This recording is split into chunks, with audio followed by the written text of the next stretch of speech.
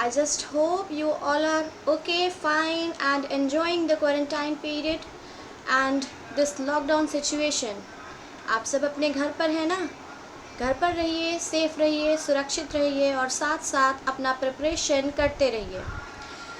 बच्चों, आज हम पढ़ने वाले हैं मैक्रो इकोनॉमिक के कुछ बेसिक कॉन्सेप्ट्स को। ठीक है, तो ये जो है ये हमारी क्लास 12th के लिए है। क्लास 12th के इकोनॉमिक्स की अब हम बात करने वाले हैं। तो अपनी क्लास स्टार्ट करने से पहले मैं अपने उन सभी क्लास 11th के बच्चों को कॉन्ग्रेचुलेट करना चाहती हूँ जो पास आउट होकर क्लास 12th में आए हैं।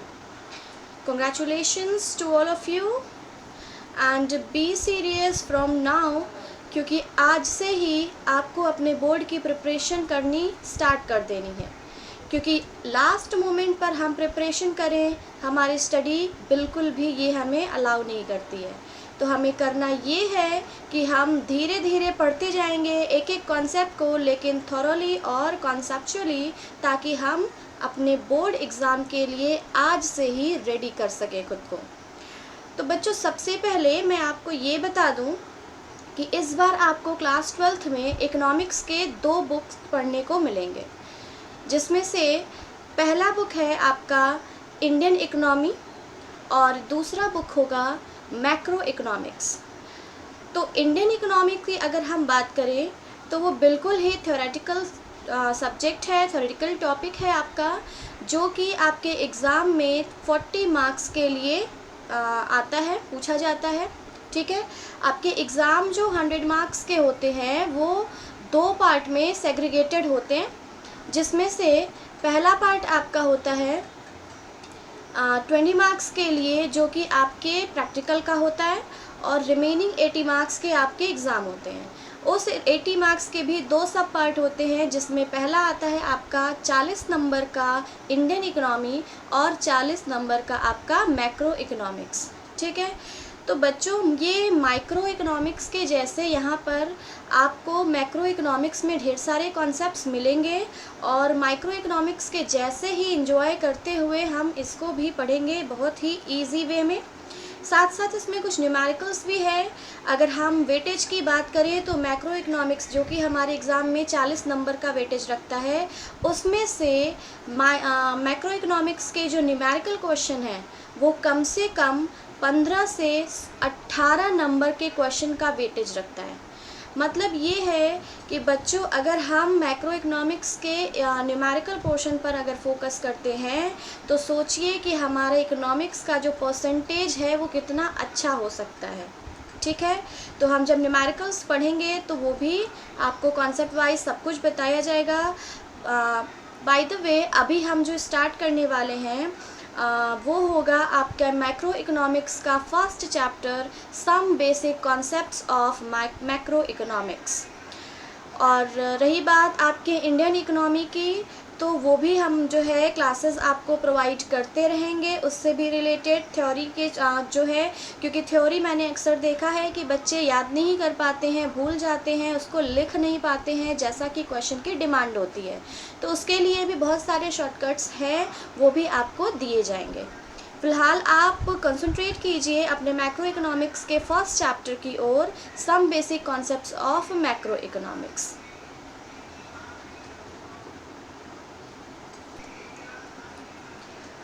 बच्चों, आपको पता होगा ना माइक्रो और मैक्रो के बीच में डिफरेंस क्या होता है, बट फिर भी मैं आपको एक बार याद दिला देती हूँ कि माइक्रो इकोनॉमिक्स जो होता है वो किसी इंडिविजुअल या किसी पर्टिकुलर चीज़ के बारे में डील करता है। जैसे हम किसी पर्टिकुलर फॉर्म की बात करें, किसी पर्टिकुलर कंज्यूमर की बात करें, तो जब हम इसकी स्टडी करते हैं, इनकी थ्योरी को देखते हैं, तो वो हमारा कहाँ पे आता है, माइक्रो इकोनॉमिक्स में। ठीक है, लेकिन जब हम पूरे इकोनॉमी को एज अ होल हम रिप्रेजेंट करने की कोशिश करते हैं, या हम एक बार में सबको काउंट करते हैं या सबको मेज़र करते हैं, तो उसको हम लोग कहते हैं मैक्रो इकोनॉमिक्स। ठीक है, तो उसमें से जब हम बात करेंगे तो हमारे बेसिक कॉन्सेप्ट में हमारा पहला टॉपिक आता है एग्रीगेट्स ऑफ इकोनॉमिक सिस्टम। ठीक है बच्चों, क्योंकि हम लोग मैक्रो इकोनॉमिक्स पढ़ रहे हैं तो अब हमें एज अ होल अपने कॉन्सेप्ट को देखना है हर चीज़। तो एग्रीगेट ऑफ इकोनॉमिक सिस्टम का मतलब ही यही होता है। देखिए लिखा हुआ है मैंने, the variables which represent the economy as a whole, मतलब वो सारे वेरिएबल जो पूरे इकोनॉमी को एक बार में रिप्रेजेंट कर सके, वो कौन कौन से आएंगे, कौन कौन से सिस्टम में आएंगे चीज़ों को, या कितने टॉपिक ऐसे हो सकते हैं।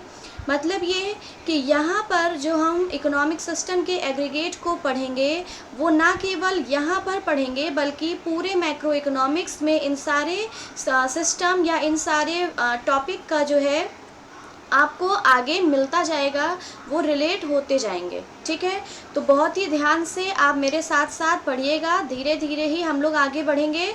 आप मेरे साथ साथ जो है अपने इस टॉपिक को नोट भी करते जाइएगा। बच्चों आप अपनी एक कॉपी बना लीजिए मैक्रो इकोनॉमिक्स का, जिसमें मैं जितनी भी चीज़ें आपको यहाँ पर नोट करवा रही हूँ ताकि वो आपके पास एक जगह पर अवेलेबल हो सके। ऐसा नहीं कि कभी किसी कॉपी में लिख लिया, कभी किसी पेज में लिख लिया, वो उड़ गया या फट गया या खो गया, तो ऐसा वाला काम नहीं होना चाहिए। आप एक कॉपी बना लीजिए अपने पास। ठीक, तो उसमें हम सबसे पहले पढ़ते हैं एग्रीगेट डिमांड को। बच्चों देखिए एग्रीगेट डिमांड क्या होता है। एग्रीगेट डिमांड जो है उसको हम लोग बोलते हैं total expenditure on the purchase of all goods and services in the economy. ठीक है, मतलब ये कि हम जब बात करते हैं अपने एग्रीगेट डिमांड की, तो उस वक्त हम ये नहीं कहते हैं कि इकोनॉमी में आने वाला सारा डिमांड जो है वो उसको हम लोग एग्रीगेट डिमांड कहेंगे। एग्रीगेट का हम लोग टोटल से ये कनेक्ट करा सकते हैं। ठीक है, तो लेकिन इसका मतलब ये नहीं है कि total demand of the economy is known as aggregate demand. नहीं, हम अपनी डेफिनेशन जब लिखेंगे तो हम ये लिखेंगे total expenditure on the purchase of all goods and services. मतलब हम बात बेटा हम वही कह रहे हैं जो आप समझ रहे हैं। एग्रीगेट डिमांड का मतलब टोटल डिमांड अगर आपके माइंड में आ रहा है तो आप सही हैं, लेकिन हम उसको डायरेक्ट नहीं लिख सकते। हम उसको कैसे बोल रहे हैं, पूरे गुड्स और सर्विस पर उसको ख़रीदने के लिए जितना हम खर्च करते हैं उसी को हम लोग एग्रीगेट डिमांड बोलते हैं। मतलब क्या हो गया कि बात तो वही है ना, आप जो चीज़ का आप डिमांड करेंगे आप उसी पर तो खर्च करेंगे, उसी पर एक्सपेंडिचर होगी आपकी। तो बात हमारी वही है, बस हमारे रिप्रेजेंट करने का तरीका जो है वो थोड़ा सा डिफरेंट है। ठीक, तो हम लोग इसको बोलेंगे क्या, total expenditure on the purchase of all goods and services in the economy. ठीक, आगे हमने एक लाइन लिखा हुआ है during the period of an accounting year. बच्चों आप चाहें तो इस लाइन को यहाँ से लेकर के यहाँ तक, इन the economy during the period of an accounting year, ये पता है क्या है, ये वो लाइन है जो आपके आंसर को थोड़ा सा लंबा करता है, यानी कि आपके आंसर को एक तो सुटेबल बनाता है, परफेक्ट बनाता है, साथ में थोड़ा सा आपको बड़ा भी कर देता है आपके आंसर को। क्योंकि जनरली मैंने बच्चों को देखा क्या है, 2 लाइन लिखेंगे तो वो संतुष्ट नहीं होते हैं, उनको लगता क्या है कि अभी तो बहुत छोटा है, अभी क्वेश्चन की डिमांड पूरी नहीं हुई। ठीक है, लेकिन ऐसा बिल्कुल नहीं है। इकोनॉमिक्स जो है वो कॉन्सेप्ट वाइज चलता है, भले ही आपका आंसर 2 लाइन में हो, 3 लाइन में हो, या बिल्कुल एक वर्ड में ही हो जाए। ठीक है, तो हमको उससे घबराना बिल्कुल भी नहीं है। तो अगर आपको अपने आंसर को लंबा करना है तो आप इस लाइन को ज़रूर याद रखेंगे। आप अपने डेफिनेशन के एंड में इस चीज़ को आप यूज कर सकते हैं, during the period of an accounting year और in the economy during the period of accounting year. ठीक है, तो फिलहाल हम वापस आते हैं अपने एग्रीगेट डिमांड के टॉपिक पर। एग्रीगेट डिमांड क्या होता है, वो सारा खर्चा, वो सारा एक्सपेंडिचर जो हम सभी गुड्स और सर्विस को ख़रीदने के लिए करते हैं एक इकोनॉमी में, और किसी एक अकाउंटिंग पीरियड की ही हम बात कर रहे होते हैं। ठीक है, अब बढ़ते हैं हम अपने दूसरे टॉपिक की ओर। बच्चों हमारा नेक्स्ट जो है टॉपिक, उसका नाम है एग्रीगेट सप्लाई। ठीक, तो एग्रीगेट सप्लाई में भी हम ये नहीं कहने वाले हैं टोटल सप्लाई, बिल्कुल नहीं। तो इसका मतलब क्या हो जाएगा, total production of goods and services. मतलब एक इकोनॉमी में जितना गुड्स और सर्विसेज प्रोड्यूस किया जा रहा है उसको हम लोग बोलते हैं एग्रीगेट सप्लाई। अब देखिए आपको क्या लग रहा होगा, एक लाइन में हमने डेफिनेशन लिख दिया इसका, तो इसको थोड़ा सा चलिए लंबा भी कर लेते हैं। क्या लिख दें इसके आगे, total production of goods and services in the economy during the period of an accounting year। ठीक, तो आपकी डेफिनेशन क्या हो गई? अब देखने में परफेक्ट भी हो गई और थोड़ी सी बड़ी भी हो गई ना। चलिए, तो फिर से इसको पढ़ के देखिए क्या है aggregate supply. Total production of goods and services in the economy during the period of an accounting year. मतलब एक अकाउंटिंग ईयर में, एक इकोनॉमी में जितने भी गुड्स और सर्विसेज का प्रोडक्शन होता है उसको हम लोग बोलते हैं एग्रीगेट सप्लाई। अब बढ़ते हैं हम अपने थर्ड टॉपिक की ओर। थर्ड आता है हमारा एग्रीगेट कंजम्पशन। तो बच्चों यहाँ पर आप बिल्कुल आप कह सकते हैं total consumption of all goods and services is known as aggregate consumption. बिल्कुल सही। ठीक, तो यहाँ पर हमने लिखा क्या है? Consumption of all goods and services. देखिए डेफिनेशन यहाँ कंप्लीट। आगे जोड़ा क्या मैंने? इन the economy during the period of an accounting year. ठीक, मतलब क्या हो गया कि एक अकाउंटिंग ईयर में किसी इकोनॉमी में जितने गुड्स और सर्विसेज का कंजम्पशन होता है उसको हम लोग बोलते हैं एग्रीगेट कंजम्पशन। ठीक, तो ये जो 3 डेफिनेशन है अब तक मैंने पढ़ाया है आपको, तो वो क्या हो गया? अब तक आपको क्या लग रहा है? एग्रीगेट डिमांड हमने पढ़ा। एग्रीगेट डिमांड इसका मतलब क्या था कि टोटल एक्सपेंडिचर जो कि गुड्स और सर्विसेज को बनाने में खरीदने में हम लोग करते हैं उसको हम लोग एग्रीगेट डिमांड कहते हैं। एग्रीगेट सप्लाई का मतलब कि एक इकोनॉमी में एक अकाउंटिंग ईयर में जितना गुड्स और सर्विसेज प्रोड्यूस होता है उसको हम लोग एग्रीगेट सप्लाई कहते हैं। और उसी इकोनॉमी में एक अकाउंटिंग ईयर में जितने गुड्स और सर्विसेज का हम कंजम्पशन करते हैं उसको हम लोग एग्रीगेट कंजम्पशन कहते हैं। ठीक, अब हम पढ़ते हैं अपना फोर्थ टॉपिक।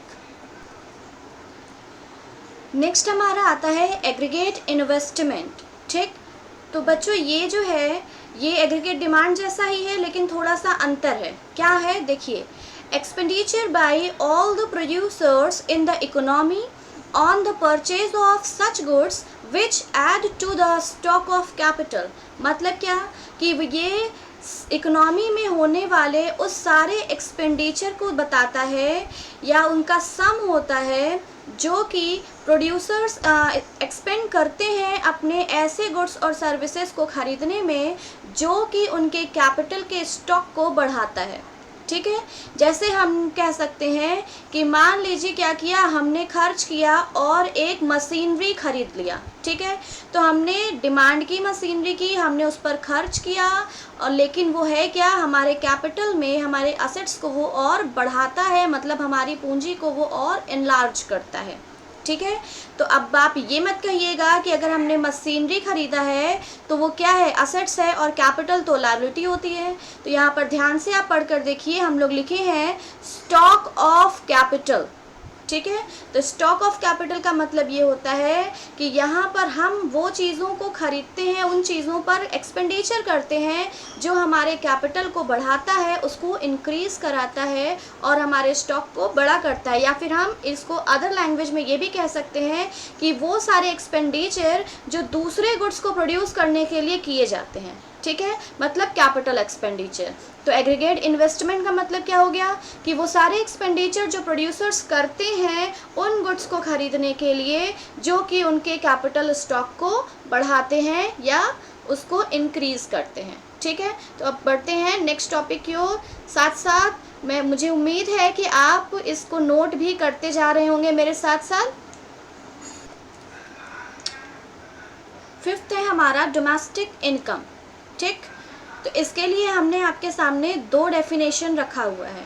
पहला मैंने ये लिखा है production of goods and services in the economy during the year. मतलब किसी इकोनॉमी में पूरे साल जितने भी गुड्स और सर्विसेज का प्रोडक्शन होता है उसको हम लोग डोमेस्टिक इनकम के नाम से जानते हैं। क्यों? क्योंकि जितना प्रोडक्शन हुआ है उतना ही सेल होगा और उतनी ही हमारी इनकम होगी। ठीक है, या फिर इसका दूसरा डेफिनेशन हम लिखे हैं income generated with in the domestic territory of a country during the year. मतलब कि किसी कंट्री में एक साल में होने वाले इनकम को ही हम लोग कहते हैं डोमेस्टिक इनकम। अब उसका सोर्स चाहे जो हो, production of goods and services हो या कुछ भी, ठीक। तो इसलिए यहाँ पर हमने एक वर्ड यूज़ कर रखा है डोमेस्टिक टेरिटरी, जिसके बारे में हम लोग आगे थोड़ा डिटेल में जानेंगे। तो इसका मतलब फ़िलहाल आप यहाँ पर समझिए कि बाउंड्री ऑफ अ कंट्री, ठीक है, मतलब with in the country, country के बाहर कुछ भी नहीं, ठीक।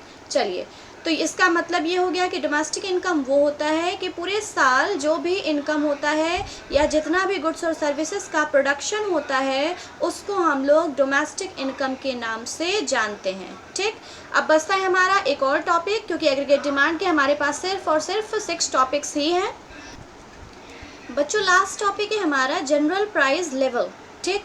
ये क्या होता है समझिए थोड़ा ध्यान से इसको। ये क्या लिखा हुआ है, index of prices of all goods and services at the end of a specified period of time. मतलब क्या कि एक साल के ओवर होने पर जब लास्ट में ईयर एंड पर हम अपने गुड्स और सर्विसेज के सभी प्राइस का एक इंडेक्सिंग करते हैं। इंडेक्स मतलब समझते हैं ना, आगे जैसे आपके बुक में होता है कंटेंट, ठीक। उसी तरीके से जब हम प्राइजेस के, सारे गुड्स और सर्विसेज के प्राइस के इंडेक्सिंग करते हैं, कब, at the year and of a specified period of time, मतलब किसी एक साल से रिलेटेड, ठीक है, तो उसको हम लोग बोलते हैं जनरल प्राइस लेवल, ठीक है। आप लोगों ने 11th में पढ़ा होगा स्टैटिस्टिक्स का एक चैप्टर इंडेक्स नंबर, जिसमें आप लोग प्रीवियस ईयर का क्या प्राइस होता था, बेस ईयर क्या है, करेंट ईयर क्या है, ये सारी चीज़ें आप लोग पढ़ के आए हैं। तो उम्मीद करती हूँ इसको मुझे ज़्यादा बताने की ज़रूरत नहीं है,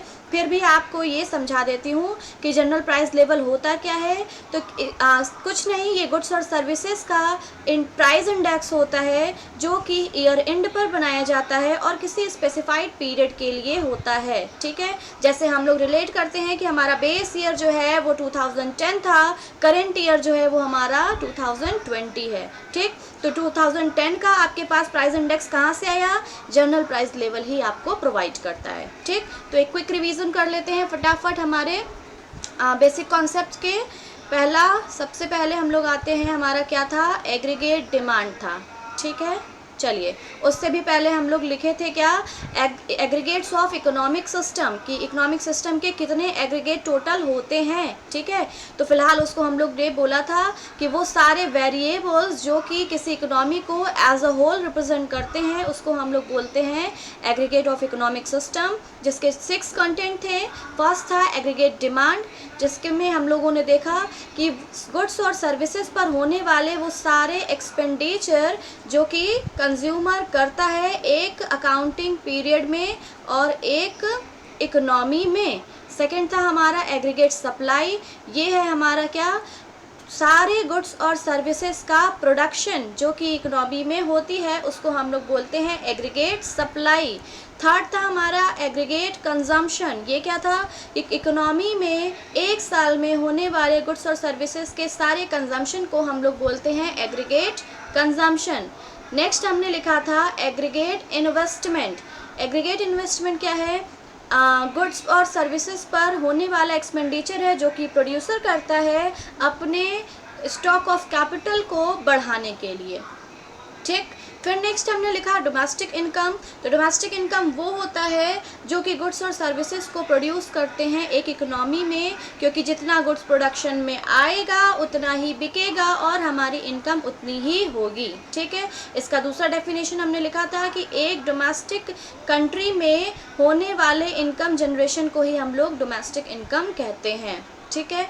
और लास्ट हमने लिखा था जनरल प्राइस लेवल, ठीक है। तो जनरल प्राइस लेवल हमारा क्या था, ये है indexing of prices of goods and services, मतलब सारे गुड्स और सर्विसेज का प्राइस का एक इंडेक्स, एक लिस्टिंग कर लेना एट द ईयर एंड, ताकि वो हमें आगे काम आ सके।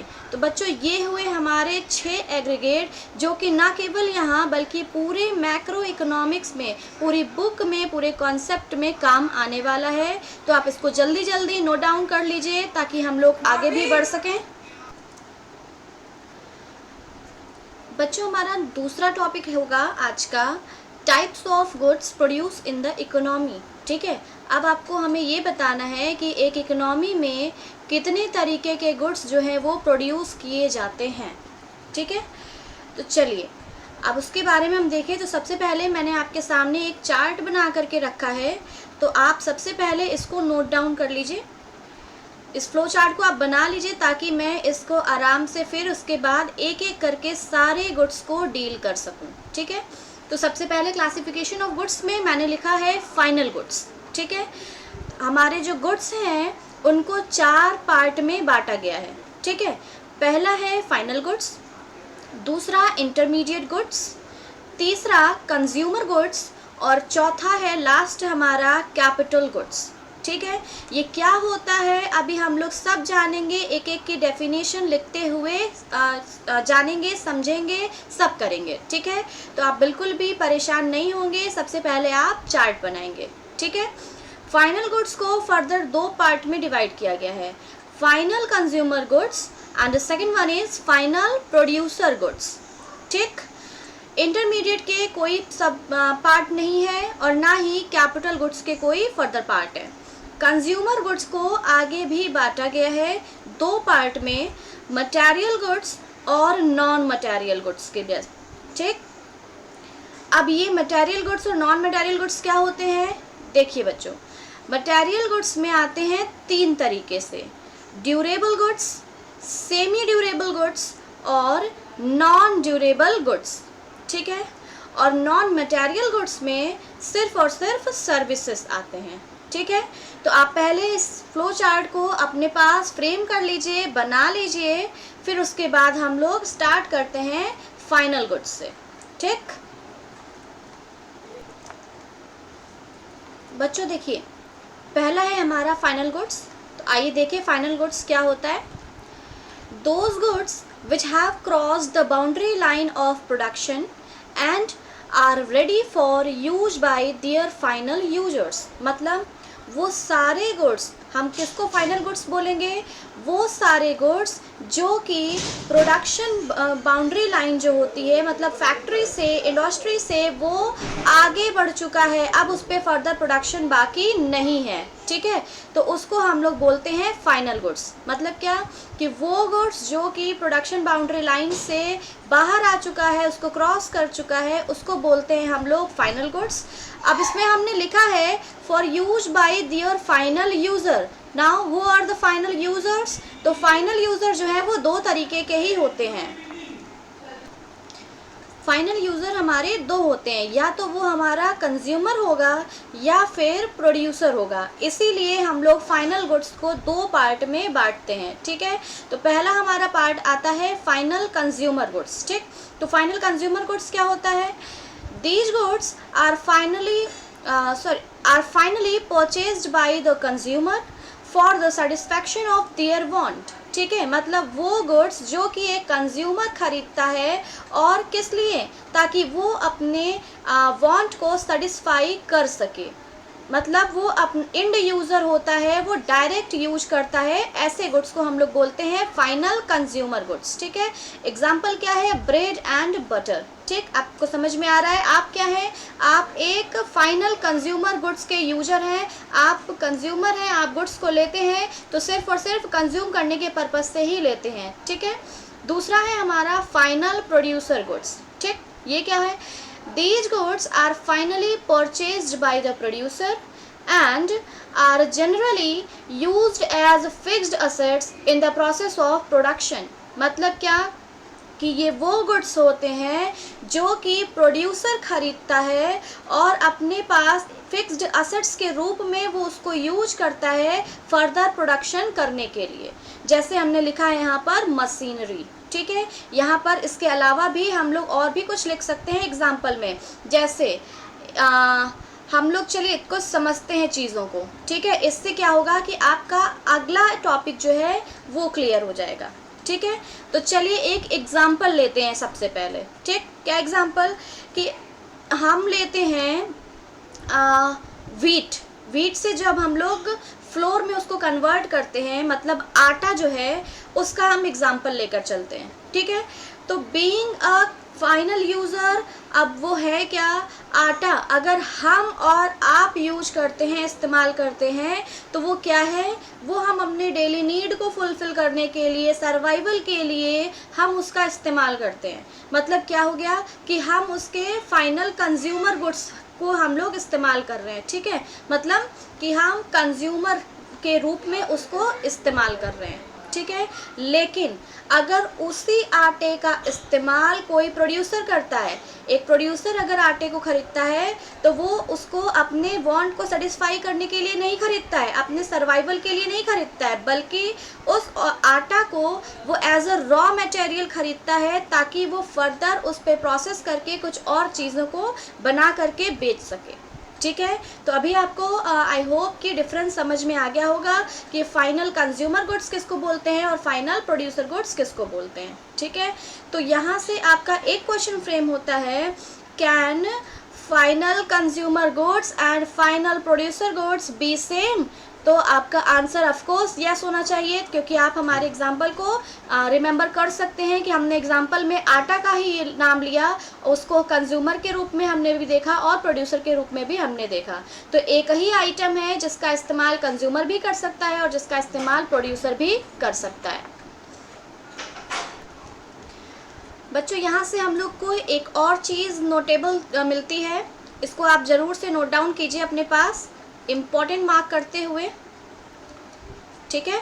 ये क्या है, देखिए मैंने लिखा क्या है, एक्सपेंडिचर ऑन फाइनल गुड्स, ठीक है। ये दो तरीके से होता है, मतलब कि दो लोग करते हैं फाइनल गुड्स पर जो एक्सपेंडिचर होता है, वो दो टाइप के लोग करते हैं।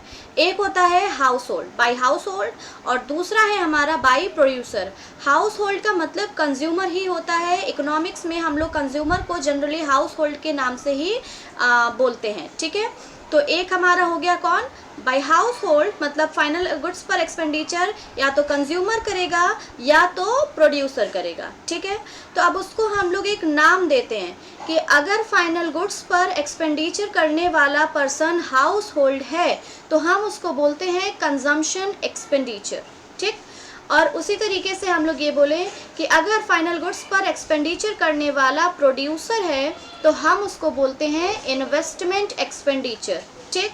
तो ये आपके पास एक एक नंबर में एग्जाम में लिखने को आता है, what do you mean by consumption expenditure और एक्सप्लेन द इन्वेस्टमेंट एक्सपेंडिचर, ठीक है। तो ये क्या होता है, तो ये कुछ नहीं, ये फाइनल गुड्स पर होने वाला एक्सपेंडिचर है, जो कि करता कौन है, मायने बस यही रखता है, ठीक। तो कंजम्पशन एक्सपेंडिचर कंज्यूमर करता है और इन्वेस्टमेंट एक्सपेंडिचर प्रोड्यूसर करता है, ठीक।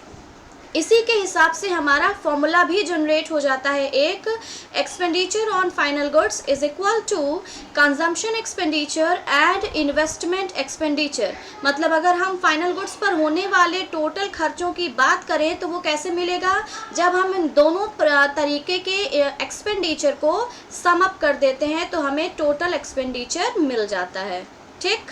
तो ये हो गया आपका फॉर्मूला, जल्दी से इसको नोट डाउन करिए। और इसके साथ ही एक इम्पॉर्टेंट नोट आपको और भी लिखना है बच्चों, ये देखिए, ये ध्यान देने वाली बात है, only final goods are included in the estimation of GDP, in the estimation of GDP मतलब ग्रॉस डोमेस्टिक प्रोडक्ट। मतलब आपको ध्यान ये देना है, यहाँ से आपका एक नंबर वाला क्वेश्चन क्लियर होता है कि जीडीपी कैलकुलेट करते वक्त हम कौन से गुड्स को ध्यान देते हैं या कौन से गुड्स का एस्टिमेशन करते हैं, ठीक है। तो उस वक्त हमारा आंसर होना चाहिए ओनली फाइनल गुड्स, ठीक है, ओनली फाइनल गुड्स। ऐसा क्यों होता है ये मैं आपको बताऊंगी जब इंटरमीडिएट गुड्स आप पढ़ लेंगे, ठीक है। तो हमारा नेक्स्ट टॉपिक इसके बाद वही है, इंटरमीडिएट गुड्स। फाइनल गुड्स का टॉपिक यहाँ पर कंप्लीट होता है। एक बार हम लोग फटाफट क्विक रिवीजन भी कर लेते हैं फाइनल गुड्स को। देखिए, फाइनल गुड्स को हमने लिखा था कि वो गुड्स जो कि प्रोडक्शन बाउंड्री लाइन को क्रॉस कर चुके हैं, मतलब पूरी तरीके से प्रोसेस हो चुके हैं, बन चुके हैं, अब उस पर कुछ भी फर्दर प्रोडक्शन करने की नीड नहीं है, उसको बोलते हैं फाइनल गुड्स, जो कि हमारे फाइनल यूज़र द्वारा यूज किए जाते हैं, जिसको दो पार्ट होते हैं, फाइनल कंज्यूमर गुड्स और फाइनल प्रोड्यूसर गुड्स। ठीक है, फाइनल कंज्यूमर गुड्स वो होते हैं जो कि एक कंज्यूमर अपने वांट को सेटिस्फाई करने के लिए खर्च करता है, जैसे ब्रेड एंड बटर। और फाइनल प्रोड्यूसर गुड्स वो गुड्स होते हैं जो कि एक प्रोड्यूसर उस पर खर्च करता है एज अ फिक्स्ड असेट्स, ताकि वो उसका इस्तेमाल आगे भी फर्दर प्रोडक्शन के लिए कर सके।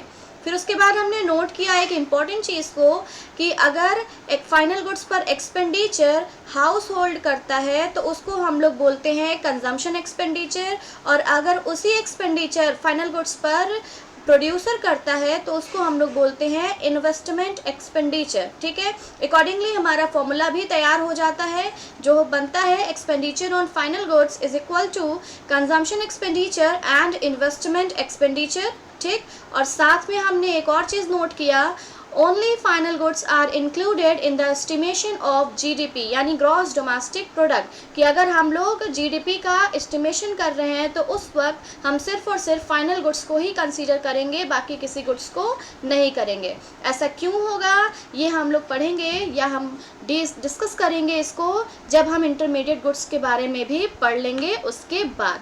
तो बच्चों आज के लिए इतना ही, नेक्स्ट क्लास में हम लोग मिलेंगे इंटरमीडिएट गुड्स इसी टॉपिक को आगे बढ़ाते हुए। ठीक है, तब तक आप पढ़ते रहिए। उम्मीद है कि आपने सारी चीज़ों को मेरे साथ साथ नोट भी कर लिया होगा, और अगर नहीं किया है तो बच्चों बिल्कुल ऐसा गलती दोबारा नहीं कीजिएगा, मेरे साथ साथ अपने टॉपिक को नोट करते जाइए ताकि हमको आसानी रहे रिवीजन करने के समय। ठीक, तब तक के लिए बाय बाय, खुश रहिए और पढ़ते रहिए।